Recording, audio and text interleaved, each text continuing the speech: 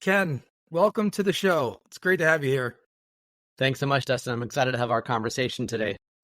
So before we jump into some of the topics that we want to discuss, could you please just give a brief introduction of who you are and what it is that you do? Sure. No, I'd be happy to. And thanks for the invitation to join your show today. My name is Ken Schmitt. I'm the CEO and founder of TurningPoint Executive Search here in San Diego. Today actually happens to be the 17th anniversary of our company being launched. And I'm very proud of that through some very crazy times, ups and downs and sideways as well. But yeah, I've been in recruiting now for 28 years. We have a national search practice, which covers a lot of different industries, primarily middle market companies. And I have an amazing team of 7 people that are spread throughout the U.S. as well. And without that team, I would not be here today anywhere near the capacity that I am. So it's great to have such a wonderful group of people to work with. And so alongside of what you do with your business, with your day job, you are also a podcast host. You have your own podcast. You are an author. You are a father. You are a husband. So there's a lot of other things that you have wrapped up into the who is Ken Schmitt. But very true. You mentioned the 17 years. Congratulations. That's an amazing milestone. Thank you. And could you talk a little bit about your journey? But don't give away too much because we also want people to buy your book as well to get more of the context. But could you give a brief rundown on how you got to where you are?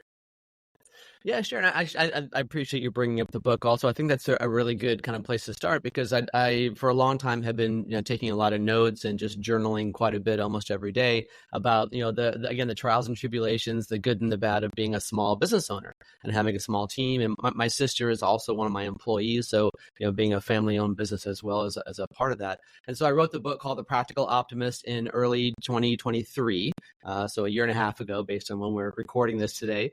And that was really a goal of providing kind of support, insights, ideas to other small business owners.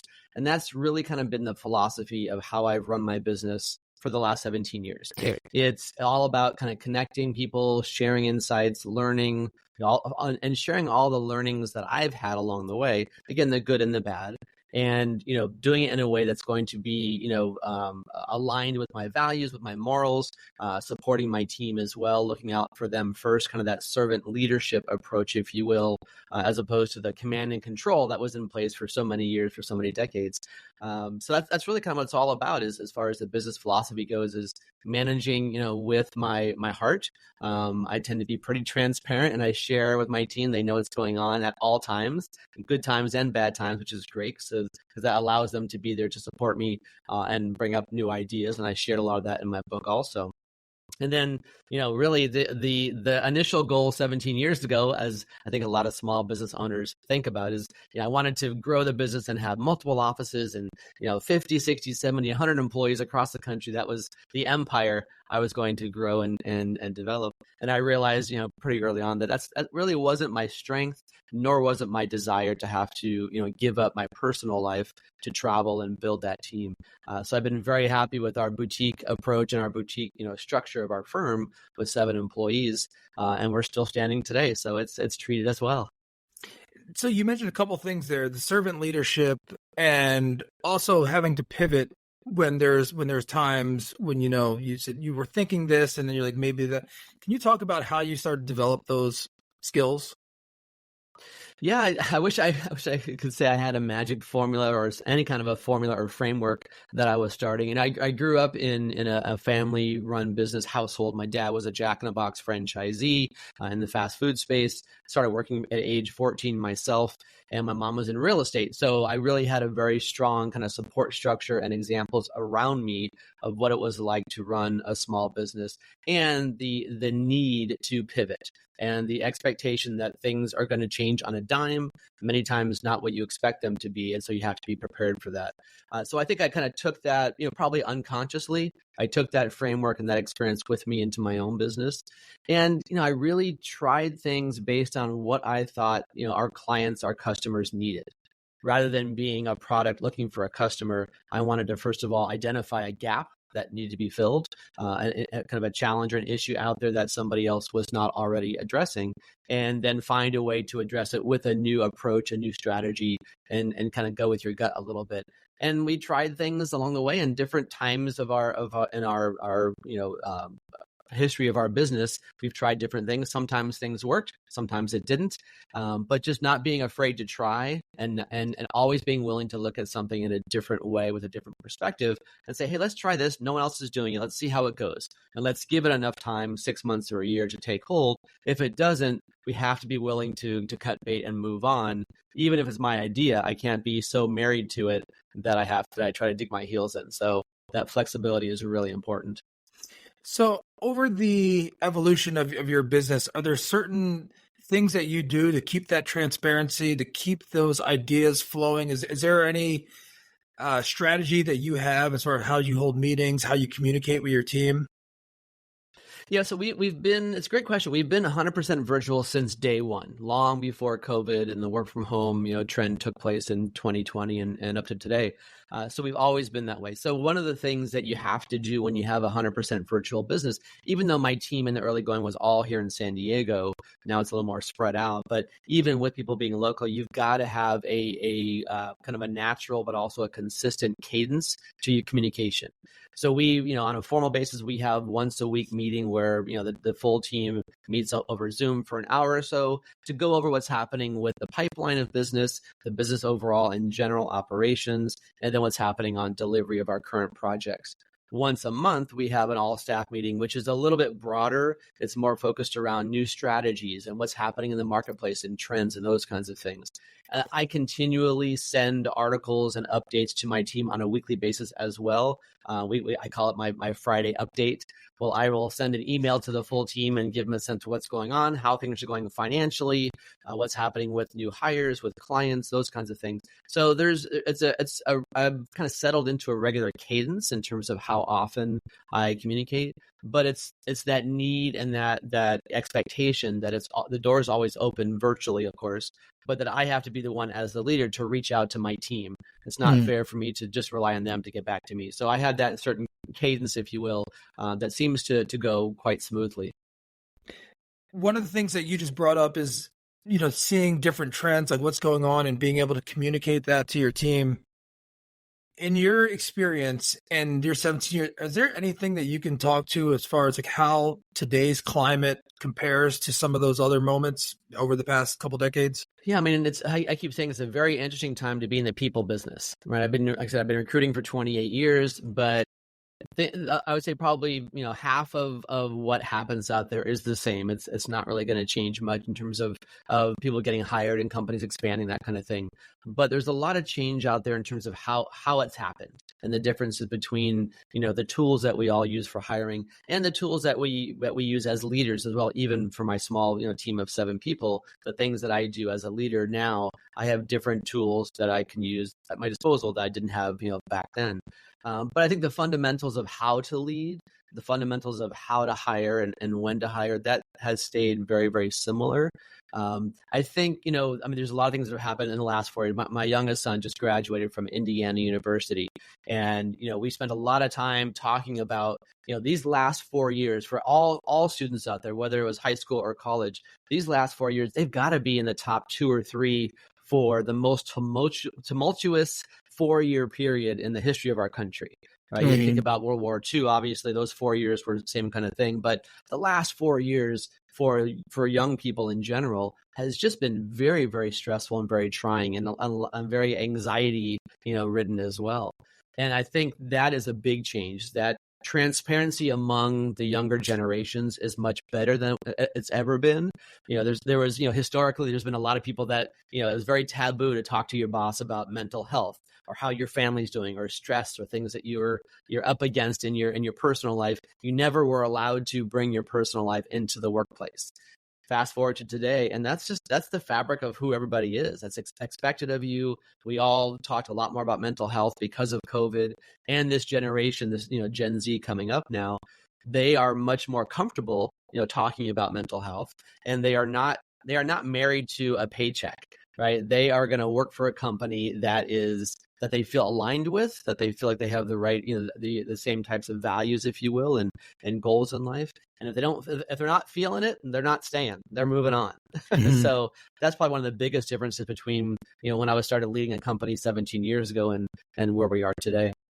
Do you see in your seat that you sit, do you see certain people handling this better from a hiring standpoint than others? You don't have to say names, but are there certain qualities in certain companies that are handling this better? Are they doing something different in their approach? That's a good question. I think, and I use the word transparency a lot. I realize I maybe overuse that, but I think transparency and communication, they seem so simple, but I see the leaders that don't do well are the ones that really ignore that, or they try to limit that, or really put such a huge filter on their quote unquote communication that it winds up being, just as bad as saying nothing.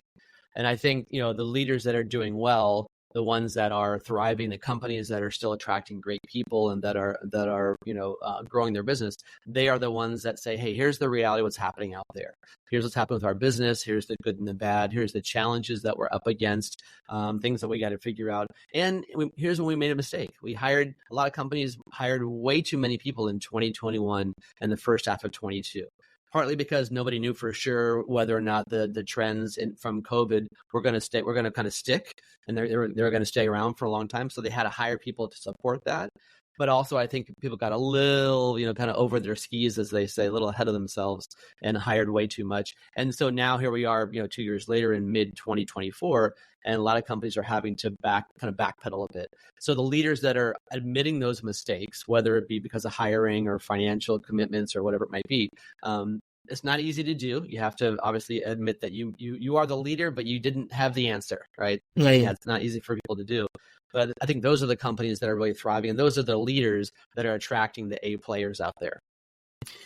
And as far as the current hiring trends, and I know, especially because I work in commercial real estate, or most of my time is spent in commercial real estate, it's not pretty out there at the time that we're recording this. Yeah. Are there certain industries that you see are doing better or faring better or bracing? Is there what do you see as far as different markets and different industries?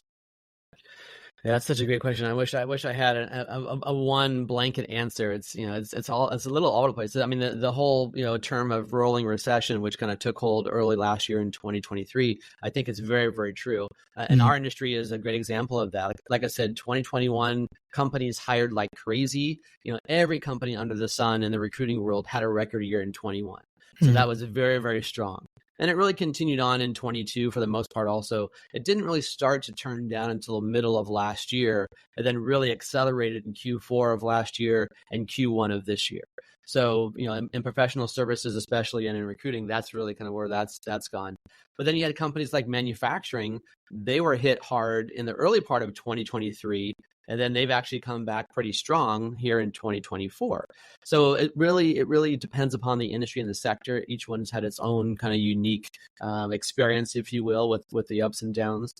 Everybody suffered because of the supply chain issues in 21 and 22, where, the cost of a container, went up by 100, 200, 300% or more. Plus things were stuck at the docks. We all remember those photographs and videos of all the different, container ships off the coast of Long Beach, just sitting there waiting for, a chance to get in and get unloaded. So those were also kind of rolling issues out there. But I would say right now, the biggest, and this is a very overused term, but AI is really the most disruptive trend out there right now. Some good and some bad, certainly, and it'll continue that way. But I think that's the one activity, or the one kind of new tool, if you will, that is rolling through every industry and affecting every industry differently. We'll see how that unfolds going forward. Is there a sense of fear or panic, or what is the sense that you see from hiring managers or executives of AI and how it's impacting their business? Yeah, well, actually, again, it goes back to communication. There's a great article in the most recent Harvard Business Review talking about AI, and talking most importantly about how leaders and managers communicate to their employee base what AI is, how they're going to use it, how it will or won't affect those frontline, jobs also. I think a big issue out there is that a lot of leaders are trying to lean into AI and use it however possible to become more efficient, streamline operations, do things more quickly, and to some extent to do it with fewer headcount. But there are jobs that'll be eliminated, but a lot more jobs in the long run that'll be created. The problem is that a lot of leaders are not sharing this, or their kind of their game plan, their strategy around AI. It's not being shared with those frontline employees. So left to their own devices, the frontline employees are going to come up with the worst possible scenario. We're all going to lose our jobs. We're going to be displaced by robots. We're not going to have any autonomy anymore. I'm going to have, the career that I spent my whole life building is now just, in the toilet, which is not, it's not true. It's not the case for everybody out there. There will definitely be some duplication, but there's also a lot of companies that are doing a great job of reskilling and upskilling their talent, their employees. AT&T is a great example of that, where they are trying to spending a good amount of money and time cross-training their employees into different parts of the organization, partly because of AI and partly because of the need of where the business is going. But those are the kinds of conversations and the kind of transparent leadership that is much more effective. And it just kind of eliminates or at least diminishes the over concern that a lot of employees have out there about AI. So it's good and bad depending upon where you sit. With all the technology and the emerging technology and things that are happening, but I also know, and you stay abreast of all those things, you're aware of them, but I also know that you are a classic networker. Like you the communication and the really getting to know people on that personal level, you're one of the best that I've ever seen at that. And I don't even feel like it's necessarily like a tactic. It's more of just who you are, which is really, it's very genuine. And I've seen it, how many different people that you've impacted their lives and who you communicate with. How do you see that in this whole new work dynamic? And again, you think you alluded to it a bit when you said you've always been remote as your company, but where does that lie in this whole landscape? Yeah, it's a great question. And I think, honestly, I think it's been easier to talk about it. And I think it's more well received these days because of the discussion around mental health, especially. And I think, actually, I have a chapter about it in my book. It's very lonely in a leadership position, whether you're the CEO of a company or just leading a small team or a whole department, no matter what it is. It's difficult, right? You don't have as many peers to talk to at the same level. You don't have someone that's totally objective that you can speak to. You can't lean on your team to ask them, hey, what direction should I take my team or my company? Because you're the leader. And so what you say, no matter how open you might be, what you say has a bigger impact. And so they may not be willing to push back as much. And so for me, networking has really helped to alleviate that loneliness. It's helped me to get a chance to hear what's happening in other organizations. It's given me a chance to see, kind of get exposed to best practices that other leaders employ that help them. It's also a chance to meet people that you can commiserate with and say, hey, you know what, this really sucks right now, or I'm really struggling, or I made a serious mistake here. Has that happened to you? How did you push through it? So networking is not just about getting out there to try to meet people for business development purposes. It's really truly about learning. And if you're a lifelong learner and if you love reading, all those kind of things, face-to-face networking or virtual networking is just an extension of that in my experience. And it really has helped me. It's helped me to have a peer group of people to talk to. It's helped me to get a sense for, okay, so yeah, things are tough in my business, but it's also tough in these other businesses also. It helps to kind of normalize things also. And I think, I'm naturally, I like to be around people. If I had to be in my office behind a desk, 5 days a week, every single week, every single month, I would literally go crazy. I would lose my mind. So part of being an extrovert means that I get my energy from other people and being around them and learning from them and hearing their stories and those kinds of things. So I do that on a regular basis, and I get involved with groups, networking groups and trade associations that will feed me, that will help with my own personal and professional development in terms of the speakers, but also in terms of the other members. If I can learn from them, if I can connect and click with them, then in my view, it's a very good use of my time. As a leader in your company, how do you communicate that to your staff, your employees, on how to find their way in that? And I say like, cause you know, that's Yeah. how you are, right? And you found that throughout. Is there anything that you recommend to other people? Like, this is how that I suggest that you might find your best mode of operation. Yeah. Yeah. Honestly, it's going to sound very, very simple, but just ask them. I think a lot of employers, a lot of leaders assume one thing about their team. If you're a sales leader, you assume that everybody on your sales team is motivated by money. If you are an head of engineering or CIO, you assume that everybody on your team is motivated by being able to work on the most cutting edge projects. And that certainly might be true for some of your team, but I guarantee it's not true for your entire team.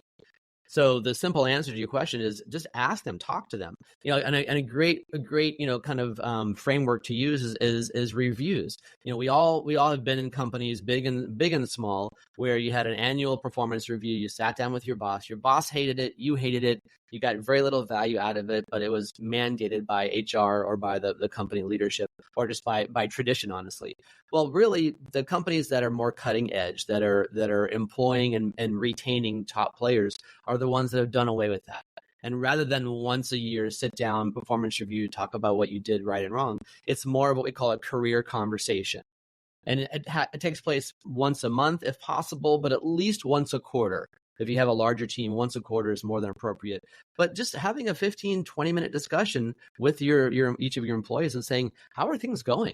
Are we tracking to the things that you want to do? Are you feeling heard? Are you feeling acknowledged? What are some struggles that you had over the last 90 days?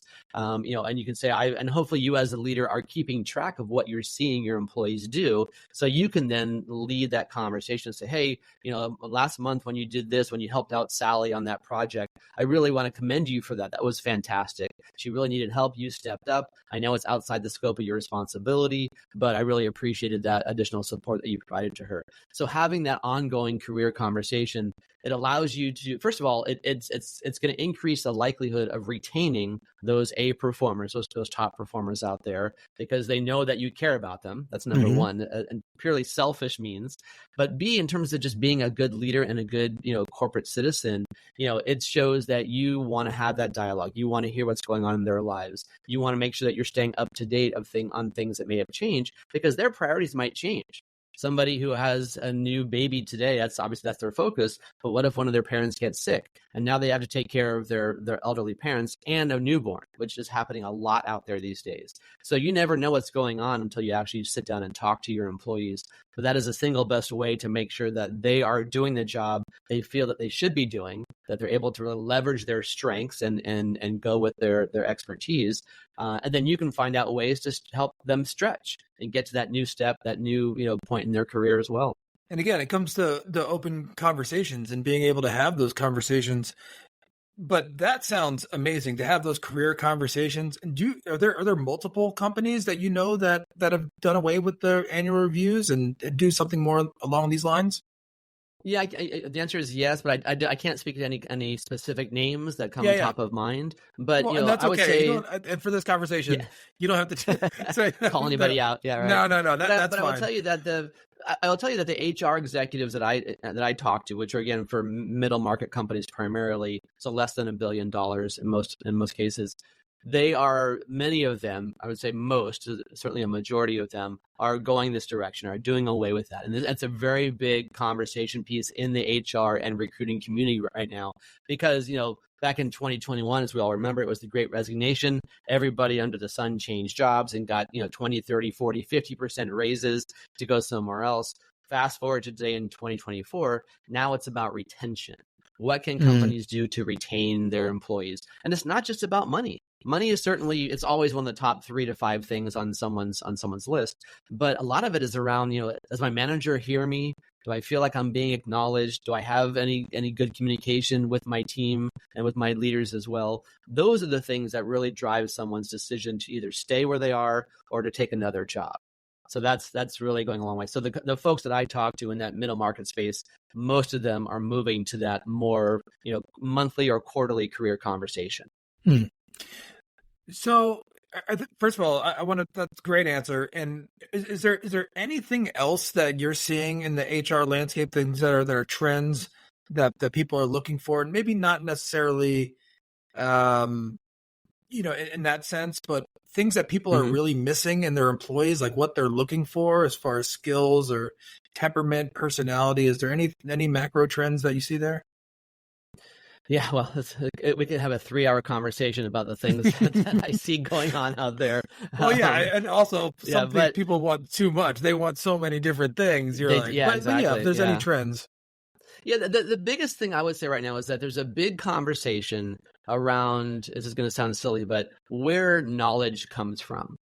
Mm, And I bring that up because, traditionally for the last 100 years, it was very specific and very obvious. Your knowledge came from your experience and your education. And your education was only valid if you have a 4-year degree from a traditional brick and mortar university.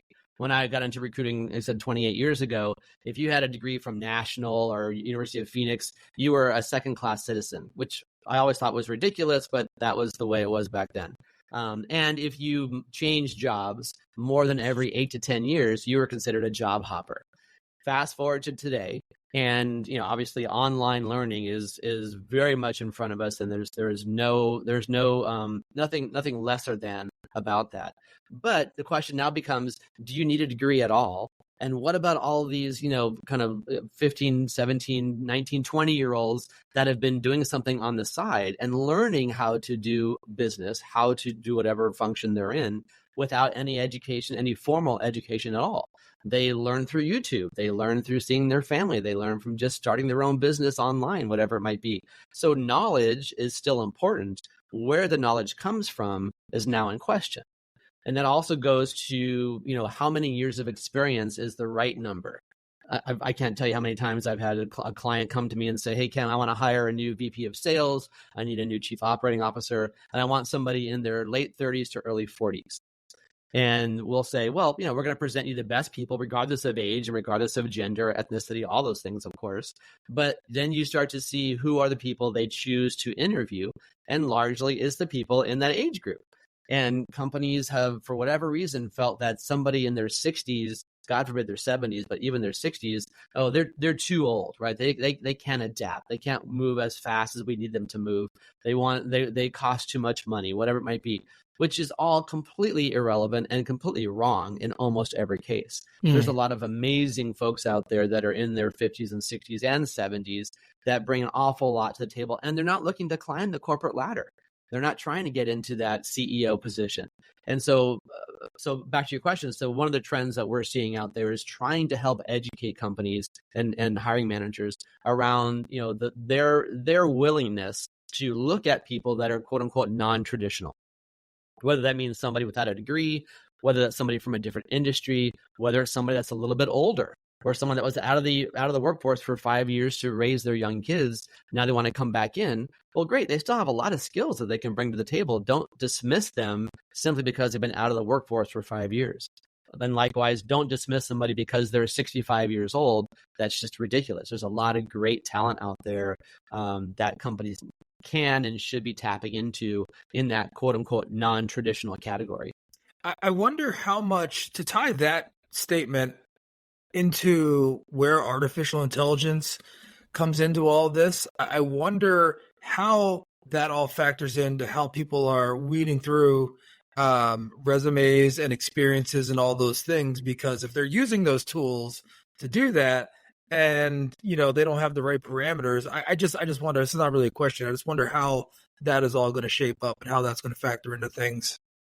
Yeah, no, I agree. And in fact, you mentioned my podcast earlier. One of the things I do on my podcast every month is I do what I call my recruiter rant. And I will spend 5-8 minutes, whatever, talking about something that just really kind of, gets my goat. And one of those recent topics is about that, is around, you have to make sure that if you're relying on AI to screen resumes, which is fine in and of itself, it's fine, but you've got to make sure that you're training that AI to understand how to read between the lines. And you also have to train your recruiters, which are usually the more junior recruiters are the ones, internal recruiters are the ones that are screening resumes on behalf of their hiring managers. You've got to make sure that you are training those junior recruiters to understand, yes, I want this experience and this acronym, but this skill set might manifest in many different ways. It may not be spelled out exactly this one way on the resume. And if you're only putting that parameter into your AI, and your AI is only screening for that very specific, word string, right? And it doesn't come up on someone's resume, then that resume will be missed and passed over. And it may be a fantastic candidate that's now, being ignored simply because the AI and the junior recruiter haven't been trained properly to understand how to read between the lines. So yes, that's one of my, like I said, one of my rants out there is the need to not rely so much on technology to make us more efficient that now we're literally missing out on great humans because technology is telling us that human doesn't fit our parameters. And so you referenced how people receive or how they gain knowledge. How do you get most of your knowledge? Is it through reading? Is it podcasts? Like, how do you feel like you learn best? That's a great question. A lot of guessing. I would say, for me, I don't know. For me, I always, and again, this is the way I was raised also, I was always taught to look at both sides of any issue, any situation. And so I do that very deliberately. I'm the kind of person that will spend some time watching both CNN and Fox. I will read some things that are more socially liberal, but I also read the Wall Street Journal. And I don't agree with everything on either side. There are some things that I do and some things that I don't. But understanding the perspective of somebody else, I think, is really important, especially understanding the perspective of someone that you don't agree with. Everything is so polarized right now, and it's so easy to get into this echo chamber, whether you realize it or not. As we all know, every algorithm out there, from your news feed to music to what Netflix feeds you, it's all based on your preferences and how you've trained that algorithm. And so when it comes to opinions, same thing holds true. So I go to different networking events and I talk to different people that I may or may not agree with.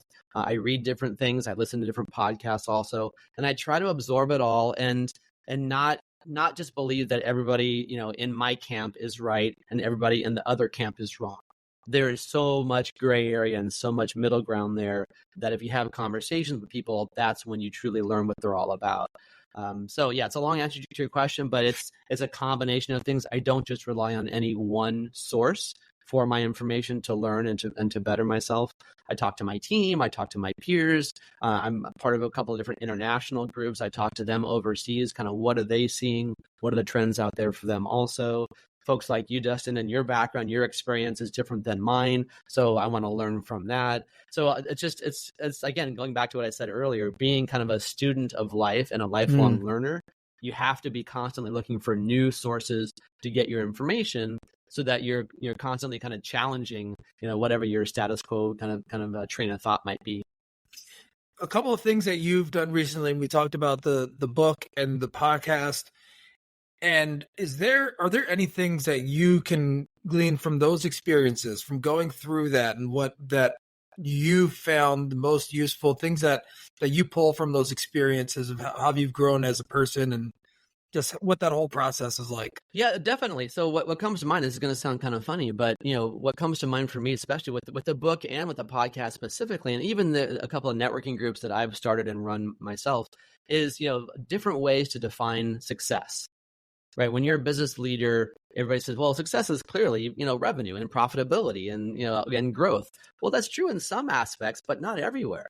When I started the podcast, of course, I had the same dream that every podcast host has. I'm going to get sponsors and advertisers, and we're going to get, gazillion, followers, and people are going to want to buy the podcast. It's going to be amazing. And then on day 5, you realize that's not going to happen. It's just not. So I had to redefine success. Same with my book. I had this, it was a small percentage of me that thought this, but it was still there. I'm like, I'm going to write this book and somehow it's going to go viral and someone's going to pick it up and it's going to be on Oprah or whatever it might be. And then again, you get into it a month later, you realize, okay, this is not going to happen. So redefining success has been the theme for me over the last 2 years, honestly, since writing the book and then, launching the podcast as well. And, when I had an executive coach for a long time, and I would talk to him and I'd say, Martin, I love doing the podcast. I really get a lot of value out of it. I meet some amazing people. I learn from my podcast guests as well. So it's very fulfilling, but we have like 150 listeners for every episode. Is it really worth it? And he said, well, how are you defining success? What are you looking to get out of it? Do you expect to monetize it? No. Do you expect to have, business come from it? Hopefully at some point, but that's not really why I'm doing it. He said, well, if it's fulfilling and it's a great, not distraction, but a great complement to the stuff that you're doing on a day-to-day basis, then keep doing it. As long as you're not taking away from your business activity, there's no reason to stop doing it. So that whole redefinition of what success looks like has been a really big theme for me lately. I couldn't concur more with that statement about the podcast, because one of the things that I really love about this is that it's a focused, intentional conversation with people that, for the most part, like, I want to know more about, and I want to learn more, and to have this. And it's not necessarily, you're not in a group setting with a bunch of other people at a network event, but that has its own place. Right. It's not over a meal, so we're not worrying about all those type of dynamics and what else around. Like, we are focused, having a conversation. And one of the things that I learned so much from this, and I enjoy this so much, that it's just a bonus that other people will listen to it and they'll say, oh my gosh, I heard that conversation. So I love what you're saying there about redefining success, because I'm having so much fun doing this. And then I talk to other people that are saying, wow, I really like how you do your podcast. Like, can you help me do that? And then I get to help, and it's aligned with everything else I'm doing. Right. So I'm glad to hear you say that, and that you are getting a sense of fulfillment out of what you're doing with your podcast as well. Yeah, and I think, I'm going to turn 54 in a couple of weeks here, and I think, it's so cliche, but you get into this point of your life, and again, you redefine what success looks like. I always thought that if I wrote another book, it would be focused around, kind of what is the one thing, what is the one word that you would use to describe yourself, or what do you hope to leave behind? And for me, really, it's not so much legacy as it is just support. If I can be a guidepost or an example, or whatever you want to call it, to other folks out there, to men, to fathers, to sons, to small business owners, to leaders of teams, whatever it is, and they say, hey, I saw this, Ken did this, let me give that a try. Or Ken did that and it didn't work, let me avoid that. If I can just have a small, tiny little impact in my small little, world and circle, then that's very fulfilling. And that really defines success as I sit here now, running a business for 17 years at age 54. That, for me, is what success is all about today. And one of the things that you realize of what that looks like from your lens looks different from somebody else's lens as well. Right. So, I mean, you just named all those things, like, you're an author, you're a host, you're a business owner, that you're a member of society, of your community, that's making a positive impact. Those are all great things. And to see you do it and maneuver it, it's an inspiration to me. And actually, part of one of the reasons, one of the many reasons starting this podcast is being a guest on yours earlier on. And I was like, that was so much fun. I want to ride. I want to ride with a car like that, So it's exactly right. It's been a lot of fun, and so thank you for being an inspiration to me, and being such a good friend to me and my family. Yeah, you've been wonderful. So thank you so much. So thank you. I appreciate that. Yeah, and it's great. We podcast hosts have to stick together. We learn from each other, so it's very helpful. I appreciate you sharing that as well. And like you said before, it is nice when you're out and about and someone says, "Hey, I heard your podcast. I like this. I want to do more of that. I'm thinking about starting my own. How did you do it?" Those kinds of things. That really is. It makes you feel very good. So thank you. I appreciate that. It's knowledge sharing, and everybody has their own take or perspective on things, and these are things that I'm interested in. I want to talk to people about, and it's a heck of a door opener too. Like, if there's somebody that I'm really interested in, I can reach out and say, hey, I want to know more. Would you like to be a guest? And more times than not, they say yes. And it's a great door opener. It's a great conversation starter. And if I can use what I'm learning through going through this process and how to publish it and how to edit it and all those things, if I can help somebody else, then that's icing on the cake. Exactly right. Yeah, it's just you can go home at the end of the day smiling, knowing that you made a good contribution to the world, and you had some fun along the way also. Yeah. So before we end the conversation, first of all, I want to say thank you. Is there anything else that you want to leave with the listeners? I will share all of your information, your podcast, your website, everything that you do. I'll put show notes. I'll put everything in there as well. But is there anything that you would like to leave our listeners with? I honestly, the one thing that comes to mind is, after all this time running a business, I'm glad that I took the risks that I did. I'm glad that I tried new things that nobody else was doing, or that someone else did, but that they said, you can't do this, Ken. You don't have the scale to do this. And I thought, well, watch me try. And not all of them worked, but I'm glad that I tried the things, because the things that did work and have stuck with us as a business have really become the foundation and really kind of the core of who we are as a team, as a business, and as an organization. So, I encourage your listeners to take risk, take a chance, and have a network around you, a peer group that you can bounce ideas off of. So you're not taking a risk, kind of in a vacuum in the dark and just closing your eyes and jumping into the darkness, that you have some people to bounce that off of. But risk taking, I think, is one of the most underrated aspects of leadership. Well, that's fantastic. Well, thank you so much, Ken.